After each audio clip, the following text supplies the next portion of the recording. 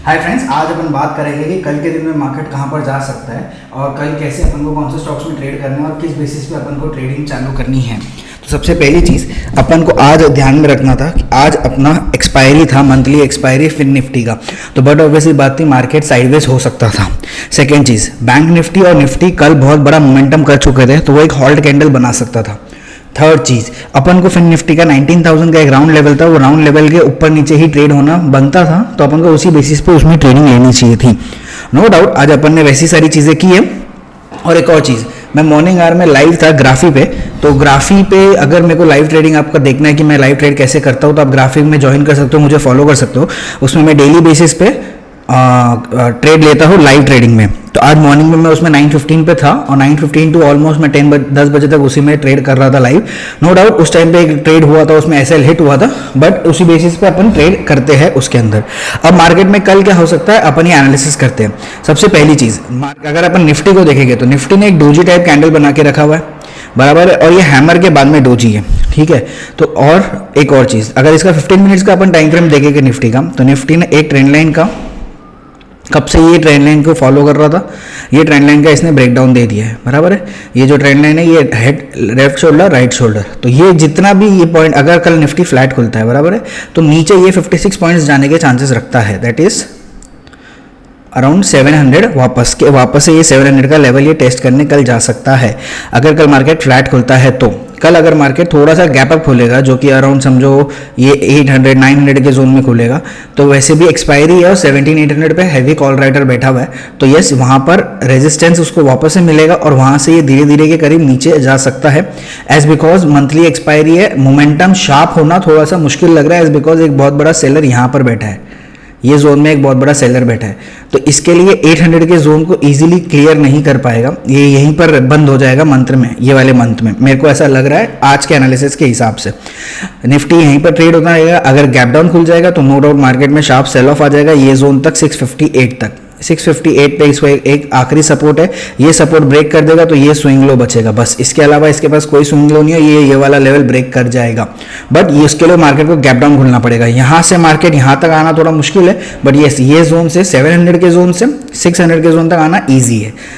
Nifty bank अपन देख लेते हैं, निफ्टी बैंक कहाँ पर कैसे क्या ट्रेड कर सकता है। निफ्टी बैंक बुलिश कैंडल जरूर बनाया, बराबर है, ये बुलिश कैंडल जरूर इसने बनाया, यहाँ पर ये हाई क्रॉस करने के बाद में ब्रेकआउट दिया, बट अगर आप, मैं हमेशा एक चीज़ बोलता हूँ, ब्रेकआउट के बाद में इमीडिएट एक सेल ऑफ आ जाता है तो उसको फेकआउट बोल सकते हैं। अब ये फेकआउट कब श्योरिटी हो जाएगी, जब कल 42,600 के नीचे मार्केट आ जाएगा। अगर कल 42,600 के मार्केट नीचे आ जाता है ट्रेड करने के लिए, तो अपन मंथ के एक्सपायरी का जो ऑप्शन है 42,600 700 ये दोनों कॉल ऑप्शन अपन सेल करके रख सकते हैं, वो इन दी एंड जीरो हो जाएगा, बिकॉज प्राइस वापस से यही रेंज में नाचने लग जाएगा 2-4 दिन और मंथली एक्सपायरी तक।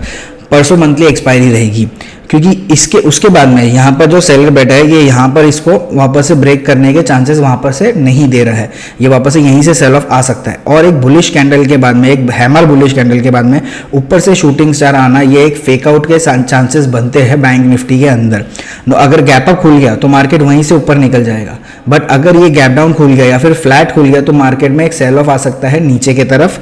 बैंक निफ्टी, निफ्टी और फिन निफ्टी तीनों में ये चीज़ हो सकती है। अपन स्टॉक स्पेसिफिक एक्शन देख लेते हैं कि कैसे कहाँ पर स्टॉक्स में ट्रेड हो सकता है। स्टॉक्स में अब जो सबसे पहला स्टॉक रहेगा मैरिको। मैरिको आज इंट्राडे में मुझे मिला नहीं, नो डाउट मेरे ट्रैक लिस्ट में था वो, बट इंट्राडे में मुझे मिला नहीं। यस, इसने एक ट्रेंड लाइन का ब्रेकआउट दिया हुआ है, अगर मैरिको कल 490 का लेवल वापस से क्रॉस करता है तो 495 496 तक जा सकता है 2 रुपये का एसएल देने के बाद। अगला स्टॉक अपन टाटा मोटर्स देख लेते हैं। टाटा मोटर्स मैंने 2 दिन पहले भी आपको दिया था, नो डाउट उस दिन वो नहीं चला बिकॉज वो लेवल ही नहीं आया। मैंने आपको क्या बोला था, अगर 467 का लेवल निकलता है या 468 का लेवल निकलता है तो वो 464 तक आ सकता है, बट अगर आप ध्यान से देखोगे तो इसका लो उसने 467 के नीचे वो आया ही नहीं, वो इधर ही पूरे टाइम रहा। ये ट्रेंड लाइन का ब्रेकआउट हो गया, रीटेस्ट हो गया, अब ये वापस से लो क्रॉस करने जा सकता है। अगर टाटा मोटर्स कल 470 के नीचे जाता है तो टाटा मोटर्स में एक सेल ऑफ आ सकता है 465 464 के लेवल तक वापस से। अगला स्टॉक अपन देख लेते हैं एचडीएफसी बैंक। एचडीएफसी बैंक अगर अपन ध्यान से देखेंगे तो प्राइस एक्शन लोअर लो का चालू कर दिया है, ठीक है। अगर अपन ये ट्रेंड लाइन यहाँ पर ये कंटिन्यू जो इसकी ट्रेंड लाइन है ये इसके नीचे आना चालू हो चुका है, बराबर। ये लो भी क्रॉस कर दिया है और ये इसके नीचे भी आ चुका है। अब ये हेड यहाँ पर लेफ्ट शोल्डर, यहाँ पर राइट शोल्डर, ये चीज़ें हो चुकी है, बराबर है। ये इसका ब्रेकडाउन आ चुका है। अगर अपन डेली चार्ट में देखेंगे तो ये एक ही लेवल को बार बार टेस्ट करते हुए आ रहा है। तो कल अगर HDFC बैंक नीचे आता है तो बैंक निफ्टी को ये अकेला ही नीचे लेके आ जाएगा। HDFC लिमिटेड भी ट्रैक कर सकते हो, वो फिन निफ्टी और निफ्टी को नीचे लेके आ जाएगा।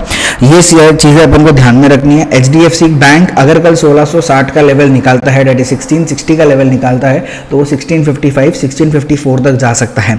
ज़्यादा ट्रेंडिंग होना थोड़ा मुश्किल लग रहा है बिकॉज मंथली एक्सपायरी है तो साइडवेज हो सकता है, बट मॉर्निंग आवर में ये चीज़ें अपन ध्यान में ट्रैक करके रख सकते हैं।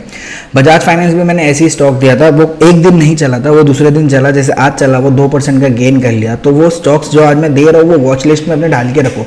वो आज नहीं तो कल एक दिन आपका एसेलेट करेगा, बट अगले दिन या दूसरे उसके अगले दिन वो टारगेट दे के ही जाएगा। लाल पैथ लैब अब देख लो, लाल पैथ लैब मैंने 1908 के लेवल पे दिया था, 1900 या 1908 के लेवल पे दिया था, आज वो 1940 तक जाके आ गया।